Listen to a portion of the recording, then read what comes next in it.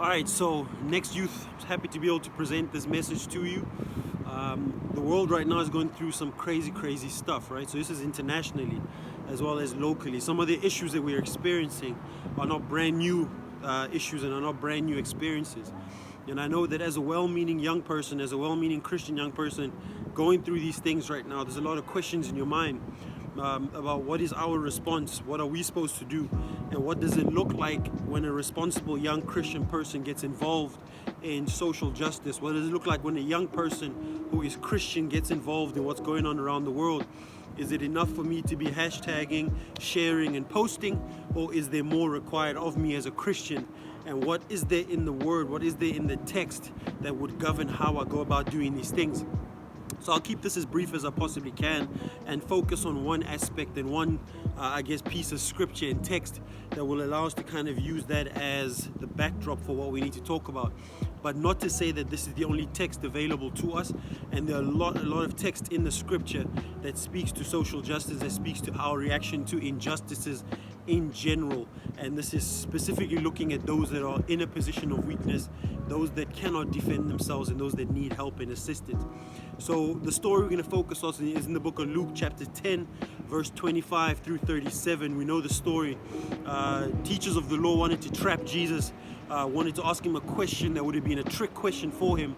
And their hope and their ambition was that he would trip up and they would be able to point out the fact that he's not adequate to be a rabbi or adequate to be a teacher. What is the greatest law? How do I inherit the kingdom of heaven? Jesus goes through what we've heard many times. Love the Lord your God with all your heart, all your mind, all your soul, and love your neighbor as yourself. So, which was good in itself, but then they wanted to take it a step further. They wanted to up the ante. And they asked him, who is your neighbor? How do I define who my neighbor is? And I think already at that point, like to hone in on the fact that it's a question that many people are asking right now. Who is my neighbor? Who do I care for right now? Who in the community do I focus my energy on? Am I looking at black people only? Am I looking at women only? Am I looking at men? Am I looking at black men, white men? Like, who is my neighbor? Who do I focus my attention and energy on? We'll get back to that. So the story continues, and Jesus doesn't answer the question with a direct answer, and he goes through the parable route as he's done many times. And the parable that he brought up, and many of you would know this parable, it's the parable of the Good Samaritan. Now, already the fact that they highlight Good and Samaritan in the context of when this was written is a huge thing, because Samaritans were not in any way to the Jewish people associated to anything good. Samaria itself was not a place that Jewish people were encouraged to go. As a matter of fact, Jewish people were discouraged to go to Samaria. Many Jewish people would rather walk a long way around Samaria as opposed to walking through Samaria to get to where they were going. So you can imagine the hostility, and you can imagine the way that the audience that was receiving this message from Jesus already at that point in the introduction of the story were blown away by the fact that this person, this Jesus, is preempting and starting his story with the word good and Samaritan in the same sentence and phrase, which is crazy, but keep that in mind. So we know the story of the Good Samaritan. There was a priest. The story starts when we talk about someone that was completely caught off guard, beaten by robbers and thieves, left for dead, right? All his possessions were taken. And then a priest walks by, a Levite walks by, and I'm not going to focus on those because I want to keep this as short and concise as possible. But then the story tells us a few key things, right? The priest had his reasons and his reservations as to why he didn't stop and help, right? He was worried about his purity. He was worried about his ability to serve, because according to Judaic law, a priest could not handle any dead bodies, right? Whether it be animals or humans, it would put him in a position where he was unable to serve. So his worry was not being able to serve in the house of God by not helping a child of God. Keep that in mind. And then the Levite walks past, and the Levite's fear was, what if I get caught up in the same situation and the thieves are actually waiting in ambush, and if they catch me, what will happen to me? So he's worried about self-preservation at this point, saying, look, I want to help, but I'd rather focus on myself. So, and then the story culminates in the Good Samaritan walking by. He's got his donkey, he's got his all that he has with him, right? He sees this dead person, And he doesn't think about himself. He doesn't think about the fact that I've actually got assets that I might lose. I might lose a donkey, which would be equivalent to a vehicle right now. He's got goods and stuff on him. I might lose this, but he doesn't think about all those things. He thinks about helping a Jew. He thinks about helping someone who hates them. He thinks about helping someone who has made it clear in terms of them as a culture, Jewish culture, that we are not supposed to interact with one another. But I put all of those things aside right now, and my focus is, how can I help you? How can I make sure that you survive? How can I make sure that you live to tell a story another day? And it doesn't stop at him just putting him on his donkey and taking him to a place where he can get help. The Bible tells us that the story continues further. He makes the effort, and this is something to really realize, that the fact that he was on this road, on his way somewhere, it indicates that he was not aimlessly wandering. He had somewhere to go. He had stuff to do. So the first thing the Good Samaritan did was he inconvenienced himself and put himself in danger. The second thing that the Good Samaritan did is that he altered his schedule to fit this person into his schedule. The third thing the Bible tells us is that he found a place to put him, found a place where he could leave him, and he made sure that whatever the man needed was catered for, and he came back to pay for everything that needed to be paid for. So he inconvenienced himself in terms of resources.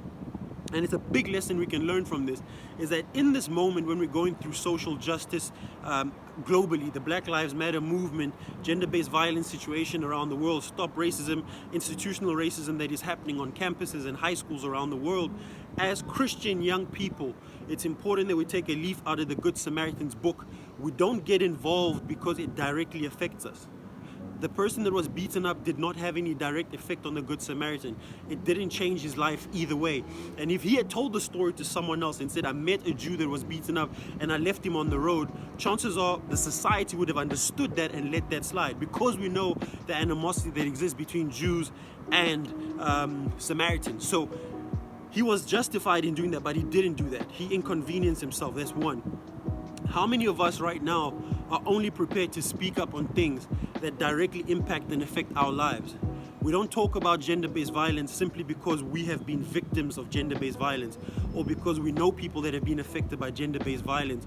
We talk about it and we jump in like the Good Samaritan because someone is affected by it, because someone's life is in danger because of it, because someone's livelihood is in danger.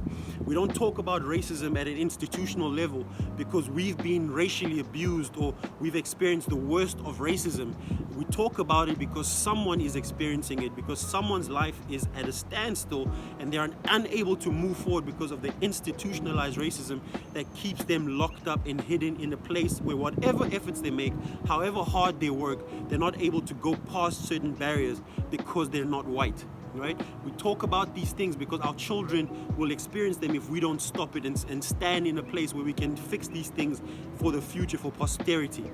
In addition to this, you realize that the Samaritan was not worried about his ethnicity versus the Jewish person. He was worried about the person. We need to get to a place as young Christian people where we're able to see human beings the way God sees them.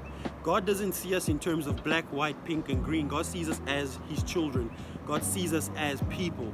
And if we can elevate ourselves in our individual space to start seeing human beings first and not looking at any other aspects to prejudge people, it elevates us to a new place. And the trap here with gender-based violence and the trap with Black Lives Matter movement and stopping racism, institutionalized and otherwise, is that it creates a hate for the other individual, which is in essence is counterproductive. I'm not on the gender-based violence train because I want to hate men. That's not what the Bible would prescribe. I'm not on the the Black Lives Matter movement or stopping institutionalized racism because I hate white people. That's not what the game is about. The idea is this is where we're at, right? And this is what I need to do to ensure that this stops because someone is negatively affected by it. The Good Samaritan didn't stop and help to make a political point. The Good Samaritan didn't stop and help so that he can go and parade and say, I helped a Jew, therefore you need to help us. No. And in our ambition to help and to be involved in gender-based violence discussions, in our desire and ambition to jump in and get involved when it comes to Black Lives Matter movement, all sorts of other racist situations, we should be wary of the trap and the danger of also becoming hateful in the process. We are there to preach love. We're here to preach inclusivity at every level, and our job is to not keep our hands clean This is not the time to sit on the fence as men. This is not the time to sit on the fence as white people, as any individual who is a beneficiary of privilege based on their ethnicity alone. So it's not only white people around the world that have benefited from their ethnicity. So it's important that we internalize and take this home. In conclusion, it is very key that we think of the scripture in the Bible that speaks about not worrying about the speck in our brother's eye and focusing on the log in our own eyes. We cannot look at the world and say this is wrong in the world, that is wrong in the world, without introspectively looking at ourselves and saying, where do I in my own life exhibit symptoms and show signs of racism, whether it be racism or tribalism or xenophobia? Am I a person that displays these type of characteristics and behaviors? If yes, let me deal with that first. Where in my own environment and life and the way I interact with women, this is especially to the men, have I displayed violence? Have I displayed prejudice? Have I displayed preferential treatment to men as opposed to women? Where have I shown these signs and traits?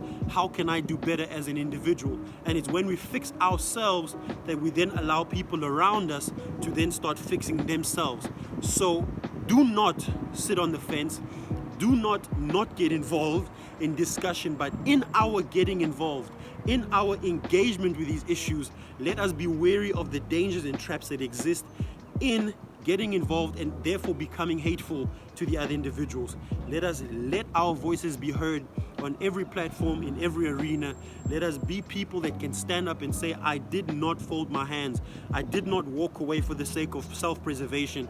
I did not keep quiet because I was afraid of becoming unclean and not being able to do certain things.